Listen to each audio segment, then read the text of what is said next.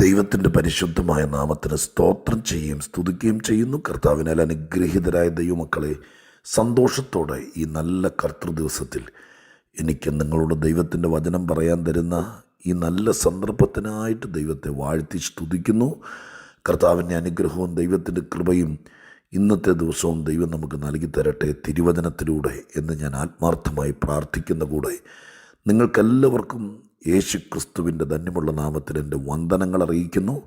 കർത്താവും രക്ഷിതാവുമായിരിക്കുന്ന മഹാദൈവത്തിന് മഹത്വം കരയറ്റിക്കൊണ്ട് സ്തുതിയും സ്തോത്രവും ആരാധനയും പുകഴ്ചയും എല്ലാം അർപ്പിച്ചുകൊണ്ട് ഇന്നത്തെ ആത്മീക ചിന്തയ്ക്ക് ആധാരമായ വേദവാക്യം അപ്പോസ്തല പ്രവൃത്തി 28 അധ്യായം 20 വാക്യത്തിൽ നിന്ന് നിങ്ങളെ വായിച്ചു കേൾപ്പിക്കാൻ ആഗ്രഹിക്കുന്നു. അപ്പോസ്തല പ്രവൃത്തി 28:20.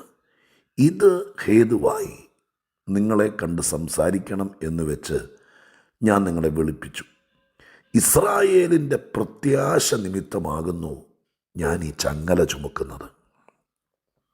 ഇസ്രായേലിൻ്റെ പ്രത്യാശ നിമിത്തമാകുന്നു ഞാൻ ഈ ചങ്ങല ചുമക്കുന്നത്.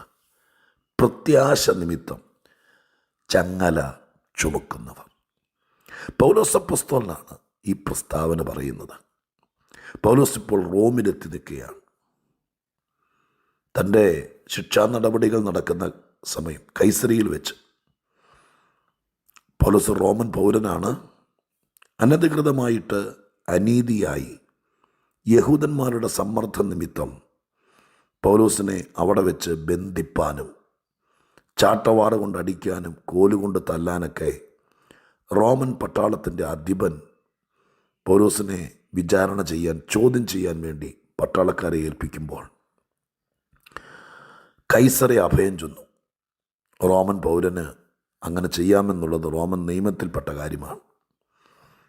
അങ്ങനെ കേസും വിചാരണയും ഒക്കെയായി 2 വർഷങ്ങൾ നീണ്ടു. അതിനുശേഷം റോമിലേക്ക് പോകാൻ കൈസറെ അഭയം ചൊല്ലിയിരിക്കുന്ന പ്രതി കൈസറുടെ മുമ്പിൽ ഹാജരാകാനുള്ള വിധി കീഴ്ക്കോടതിയിൽ നിന്ന് സമ്പാദിച്ചുകൊണ്ട് കപ്പൽ കയറി റോമിലേക്ക് പോകുകയാണ്. ദാരുണമായിരിക്കുന്ന സംഭവങ്ങൾ ആ കപ്പലയാത്രയിൽ സംഭവിച്ചു. എങ്കിലും അതിനെയൊക്കെ ജയിച്ചു റോമയിലെത്തി. അവിടെ എത്തി നിൽക്കുന്ന സമയത്ത് അദ്ദേഹത്തിൻ്റെ ഭാഗം ന്യായീകരിക്കാൻ വേണ്ടി വേണ്ടപ്പെട്ടവരുടെ മുമ്പിൽ പറയുന്ന വാചകങ്ങളിൽ ഒന്നാണ്, ഞാൻ ഈ ചങ്ങല ധരിച്ചിരിക്കുന്നത് കൊള്ളക്കാരനും കള്ളനും റോമൻ ഗവൺമെൻറ്റിനോ യഹൂദ മതത്തിനോ മറ്റിതര ആളുകൾക്കോ വിരോധമായി പ്രവർത്തിച്ചതുകൊണ്ടോ രാഷ്ട്രത്തിന് തുരങ്കം വയ്ക്കുന്ന പദ്ധതികൾ ആവിഷ്കരിച്ചതുകൊണ്ടോ അല്ല ഞാൻ ഈ ചങ്ങല ധരിച്ചിരിക്കുന്നത്. ചങ്ങല ധരിച്ചിരിക്കുക എന്ന ആ വാക്ക് ഉദ്ദേശിക്കുന്നത് ഒരു കുറ്റവാളിയെ റോമൻ സർക്കാർ അവതരിപ്പിക്കുമ്പോൾ കാഴ്ചക്കാരുടെ മുമ്പിൽ ഒരു ഭയാനകത വെളിപ്പെടേണ്ടതിന്, ഇനിയൊരു കുറ്റവാളി ഉണ്ടാകാതിരിക്കേണ്ടതിന് പൊതുജന സമക്ഷം അത്ര ക്രൂരമായിട്ടും നീചമായിട്ടും ലജ്ജാകരമായിട്ടുമാണ് അവതരിപ്പിക്കാറുള്ളത്. അതുകൊണ്ട് തന്നെ സുവിശേഷ തടവുകാരായിട്ട് വന്ന പലരെയും ചങ്ങല വയ്ക്കും. വിവിധ രീതിയിലാണ് ചങ്ങല വയ്ക്കുക എന്നതിനെക്കുറിച്ച് ഞാൻ വായിച്ചിട്ടുണ്ട്. കൊടും കുറ്റവാളികളെ റോമൻ സർക്കാരിൻ്റെ അല്ലെങ്കിൽ കോടതിയുടെ നിയമനമനുസരിച്ച് കഴുത്തിൽ നിന്ന് കാലിലേക്ക് 2 കരങ്ങളിലേക്കൊക്കെ ആനയെ, ഉപദ്രവകാരികളായിരിക്കുന്ന ആനയെ കൊണ്ടുപോകുമ്പോൾ കണ്ടിട്ടില്ലേ, 4 കാലിലേക്കും ചങ്ങലയിട്ടിരിക്കുന്ന പോലെ. അങ്ങനെ വലിപ്പമുള്ള ചങ്ങല കഴുത്തിൽ നിന്ന് കാലിലേക്കും കയ്യിലേക്കൊക്കെ ചേർത്ത് ബന്ധിക്കും. നടക്കുമ്പോഴെല്ലാം ഇതും കൊണ്ട് വേണം പോകാൻ, കിടക്കുമ്പോഴും കഴിക്കുമ്പോഴും കുളിക്കുമ്പോഴും എല്ലാം. നിങ്ങൾക്കറിയുമോ, പൗലോസിൻ്റെ എഴുത്തുകൾ പരിശോധിക്കുമ്പോൾ ദീർഘകാലം, ഞാനീ പറയുന്നത് വെറുതെ കേൾക്കാതെ നിങ്ങളൊന്ന് മനസ്സിൽ അത് കാണണം. സുദീർഘമായ കാലം ഈ ധന്യനായ പൗലോസ് ഇതുപോലെ ചങ്ങല ധരിച്ചാണ് ജീവിച്ചത്. ചില വാക്കുകൾ വായിക്കുമ്പോൾ അത് മനസ്സിലാക്കും. എഫേസ്യ ലേഖനത്തിൽ അദ്ദേഹം പറഞ്ഞിട്ടുണ്ട്, ഞാൻ ചങ്ങല ധരിച്ച് ക്രിസ്തുവിൻ്റെ സ്ഥാനപതിയായി ജീവിക്കുകയാണ്. മറ്റൊരു ഭാഗത്ത് എഴുതിയിട്ടുണ്ട്, ഈ ചങ്ങലയെക്കുറിച്ച് ലജ്ജിക്കുന്നില്ലെന്ന്. വേറൊരു ഭാഗത്ത് എഴുതിയിട്ടുണ്ട്, ഈ ചങ്ങല ഒഴികെ ബാക്കി എല്ലാത്തിലും നീ എന്നെപ്പോലെ ക്രിസ്ത്യാനിയാകണം. പായസിൻ്റെ നല്ലൊരു കാലം എത്ര വർഷമെന്ന് എനിക്ക് പറയാനറിയില്ല. ഈ ചങ്ങല ധരിച്ചുകൊണ്ടാണ് അദ്ദേഹം നടന്നതും ഇരുന്നതും കിടന്നതും കുളിച്ചതും കഴിച്ചതും എഴുതിയതും ആരാധിച്ചതും എല്ലാം ഈ ചങ്ങല ധരിച്ചുകൊണ്ട്. നമ്മുടെ കയ്യിലൊരു ബ്രേസ്ലെറ്റ് ഇട്ടിരിക്കുന്ന പോലെയോ കഴുത്തിൽ 2 പവൻ്റെ മാല ഇട്ടിരിക്കുന്നത് പോലെയോ നിങ്ങളാരെങ്കിലും കയ്യിലൊരു വള ഇട്ടിരിക്കുന്നത് പോലെ അല്ലത്. ചില കനമുള്ള ചങ്ങലയാണ്. അത് ഞാനീ പറഞ്ഞ രീതിയിലാണ്. വെറുതെ കയ്യിൽ ഒരു ചങ്ങല ചുറ്റി വച്ചിരിക്കുന്നല്ല ഈ പറയുന്നത്. ഈ ആള് കുറ്റവാളിയാണെന്ന് ലോകം മുഴുവൻ അറിയാൻ, കാണുന്നവർക്കെല്ലാം മനസ്സിലാകാൻ വേണ്ടിയിട്ടാണ് ഇങ്ങനെ പ്രദർശിപ്പിക്കുന്നത്. ലജ്ജിപ്പിക്കുകയാണത്. ഇത് ചുമക്കുന്ന കനത്തേക്കാൾ പൊതുജനസമക്ഷം കൊണ്ടുവരുമ്പോഴെല്ലാം ജനം ഉറ്റുനോക്കത്തക്ക രീതിയിൽ ലജ്ജിപ്പിക്കുകയാണ്. അതുകൊണ്ടാണ് ഞാൻ ചങ്ങലയെക്കുറിച്ച് ഞാൻ ലജ്ജിക്കുന്നില്ല എന്ന് അദ്ദേഹം പറഞ്ഞത്. പ്രിയമുള്ളവരെ, ഇങ്ങനെ ചങ്ങല ധരിച്ച് ക്രിസ്തുവിനെ സേവിച്ചൊരു മനുഷ്യൻ എന്നൊക്കെ പറയുമ്പോൾ നിങ്ങൾക്ക് ഒരു 10 സെക്കൻഡെങ്കിലും അതൊന്ന് ചിന്തിച്ചെടുക്കാൻ പറ്റുമോ? ഇങ്ങനെയായിരുന്നു അദ്ദേഹമെന്ന്. ഞാൻ ഇന്നാണത് വിലയിരുത്തി ചിന്തിക്കുന്നത്. ഭയാനകം. അതൊക്കെ വഹിച്ചുകൊണ്ട് ഈ ലേഖനങ്ങളൊക്കെ എഴുതിയല്ലോ. അതൊക്കെ വഹിച്ചുകൊണ്ട് പരാതിയില്ലാതെ കർത്താവിന് വേണ്ടി ജീവിച്ചല്ലോ. ഓക്കെ, ഈ വാക്യം ഇന്നിവിടെ പറയാൻ കാരണം അദ്ദേഹം ഇവിടെ എഴുതിയിരിക്കുക, ഞാനൊരു പ്രത്യാശ ഹേതുവായിട്ടാണ് ചങ്ങല ചുമക്കുന്നത്. സഹോദരങ്ങളെ, എന്നെ കേൾക്കുന്ന പ്രിയപ്പെട്ടവരെ, ഒരുപക്ഷെ ഇരുമ്പ് കൊണ്ടോ ഉരുക്കുകൊണ്ടോ ഉണ്ടാക്കിയൊരു ചങ്ങല നിങ്ങൾ ചിലർ ഇപ്പം പറഞ്ഞതുപോലെ കഴുത്തിൽ നിന്ന് കയ്യിലേക്കോ കാലയിലേക്കോ ഒന്നും അക്ഷരികമായിട്ട് ബന്ധിച്ചിട്ടുണ്ടാകില്ല. പക്ഷെ ഇതുപോലെ നമ്മുടെ ആ മൂഡ്, ആ സ്വാതന്ത്ര്യം, ആ പേഴ്സണാലിറ്റി, ആ പ്രതാപം,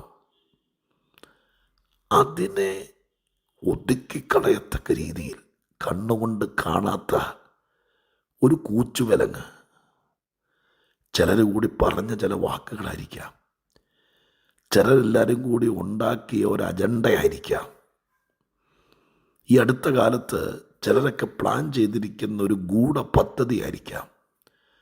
അതിങ്ങനെ നമ്മളെ അസ്വസ്ഥമാക്കുന്ന, നമ്മുടെ ഫ്രീഡം ഹനിക്കുന്ന, നമ്മുടെ സ്വാതന്ത്ര്യത്തെ ബാധിക്കുന്ന, നമ്മുടെ ഉന്മേഷത്തെ കെടുത്തിക്കളയുന്ന ഒരു വല്ലാത്ത ചങ്ങലയായിട്ട് നിങ്ങൾക്ക് ഫീൽ ചെയ്യുന്നുണ്ടോ?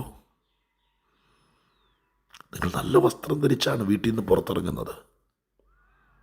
ഒരു പൊസിഷനിൽ ഇരിക്കുന്ന ഒരാളാണെങ്കിൽ അതേ നിലവാരത്തിലാണ്. പക്ഷെ ചില വിഷയങ്ങൾ നിങ്ങളെ കൂച്ചുവിലങ്ങിട്ടതുപോലെ, ഞാൻ അങ്ങനെ ഒരു വാക്ക് ഉപയോഗിക്കുക കേട്ടോ, ഒതുക്കിക്കളഞ്ഞതുപോലെ, ഒരു മൂഡ്, ഒന്നും പ്രാർത്ഥിക്കാൻ പോലും മൂടില്ലാത്ത, ആരാധിക്കുന്നവരുടെ ഇടയിൽ പോയിരുന്നാൽ സന്തോഷത്തോടെ ശക്തിയോടെ പൂർണ്ണ മനസ്സോടെ ഒന്ന് കൈകൊട്ടി പാട്ടുപാടാൻ പോലും പറ്റാത്ത രീതിയിൽ എങ്ങനെയോ നമ്മളെ ഒന്ന് ബന്ധിച്ച് കളഞ്ഞിരിക്കുന്നു, ചങ്ങലക്കെട്ടിരിക്കുന്നു എന്നൊരു തോന്നൽ നിങ്ങൾക്ക് ഫീൽ ചെയ്യുന്നുണ്ടോ? അങ്ങനെ ചില വിഷയങ്ങൾ. പ്രിയരെ, പൗലോസിനെ പോലെ ഈ വാക്ക് പറയുമ്പോൾ ഈ ചങ്ങലയുടെ പുറകിലൊരു പ്രത്യാശയുണ്ട്. എന്താ പ്രത്യാശ? ഹോപ്പ് എന്നാണ് ആ വാക്ക്. ഈ ചങ്ങല കൊണ്ട് ഞാൻ തീരുള്ളൂ, ഇതും കൊണ്ട് ഞാൻ പെട്ടി കയറുകയുള്ളൂ എന്നല്ല. ഞാൻ എൻ്റെ കർത്താവിൻ്റെ നാമത്തിന് വേണ്ടി, എനിക്ക് പറയണമെങ്കിൽ തിരിച്ചു പറയാമായിരുന്നു, ചെയ്യണമെങ്കിൽ ചെയ്യാമായിരുന്നു, കേസിന് പോകണമെങ്കിൽ പോകാമായിരുന്നു, കൊടി പിടിച്ചിറങ്ങണമെങ്കിൽ ഇറങ്ങാമായിരുന്നു. പക്ഷെ എനിക്കൊരു പ്രത്യാശയുണ്ട്. ആ പ്രത്യാശ ഹേതുവായി ഞാനിത് ധരിക്കുക ഒരല്പകാലത്തേക്ക്. കുറച്ച് കഴിയുമ്പോൾ ഇത് തന്നെ അഴിഞ്ഞു വീഴും. ഇത് അഴിച്ചു മാറ്റും. എന്നെ മാനിക്കും, എന്നെ ഉയർത്തും. എനിക്ക് ആ നഷ്ടപ്പെട്ട സ്വാതന്ത്ര്യം, പ്രതാപം, പദവി, അനുഗ്രഹം ഇതെല്ലാം മടങ്ങി വരും. ഇതല്ലേ ഹോപ്പ്, ഇതല്ലേ പ്രത്യാശ?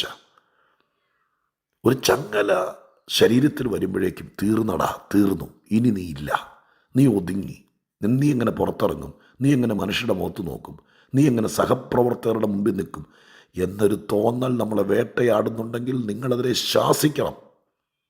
പറയണം, ഞാൻ നിരപരാധിയാണ്. ഞാൻ ഈ ചങ്ങല ധരിച്ചിരിക്കുന്നത് മോഷ്ടിച്ചിട്ടും കൊള്ളയടിച്ചിട്ടും കാശ് കട്ടെടുത്തിട്ടും അല്ല. ഇപ്പോൾ എനിക്ക് നേരിട്ടിരിക്കുന്ന വിഷയങ്ങളെല്ലാം ഞാൻ ദൈവ പൈതലായതുകൊണ്ട്, ക്രിസ്തു എൻ്റെ അകത്തുള്ളത് കൊണ്ട്, ഞാൻ എൻ്റെ കർത്താവിനെ സ്നേഹിച്ചതുകൊണ്ടാണ്. അതുകൊണ്ട് എനിക്ക് ലജ്ജയൊന്നുമില്ല, എനിക്ക് പ്രത്യാശയുള്ളൂ. യേശു നിമിത്തം വന്ന ഏത് ചങ്ങലയ്ക്കും ഉത്തരവാദി കർത്താവായിരിക്കും കേട്ടോ, ഏത് വിഷയത്തിനും. അതുകൊണ്ട് പ്രത്യാശ കൈവിടാതെ, ഭംഗം വരാതെ പിടിച്ചു നിൽക്ക്. ഈ ചങ്ങല ഊരി താഴെ വീഴും. നിന്ദിച്ചവരുടെയും ലജ്ജിപ്പിച്ചവരുടെ മുമ്പിൽ കർത്താവ് നിങ്ങളെ ചങ്ങലധാരിയായിട്ടല്ല, കിരീടധാരിയായി നിർത്തും. അതിനുവേണ്ടി നമുക്ക് പ്രാർത്ഥിക്കാം. പരിശുദ്ധ ദൈവമേ, ഞങ്ങളുടെ സ്വർഗീയ പിതാവേ, ഈ വാക്കുകൾ പൗലോസ് എഴുതുമ്പോൾ ഞങ്ങൾ ഇത് ഏറ്റെടുത്ത് സ്തോത്രം ചെയ്തൊരു ദൂതായി ഞങ്ങളുടെ ഹൃദയത്തിൽ സംഗ്രഹിക്കുമ്പോൾ കർത്താവിൻ്റെ നാമം വാഴ്ത്തപ്പെടട്ടെ. കണ്ടുകൊണ്ട് കാണാൻ കഴിയാത്ത ചില ചങ്ങലകൾ ക്രിസ്തീയ ജീവിതത്തിൽ, കുടുംബജീവിതത്തിൽ, ദൈവമേ, പ്രൊഫഷണൽ ജോലി മേഖലകളിലൊക്കെ നേരിട്ടത് കണ്ടേക്കാം. പരിശുദ്ധ ദൈവമേ, വിഷയങ്ങൾക്ക് പരിഹാരം വരുത്തണേ. ഇതൊരു പ്രത്യാശ ഉരുവാക്കണേ. പ്രാർത്ഥന കേട്ടതിന് നന്ദി. യേശുവിൻ നാമത്തിൽ തന്നെ. ആമേൻ.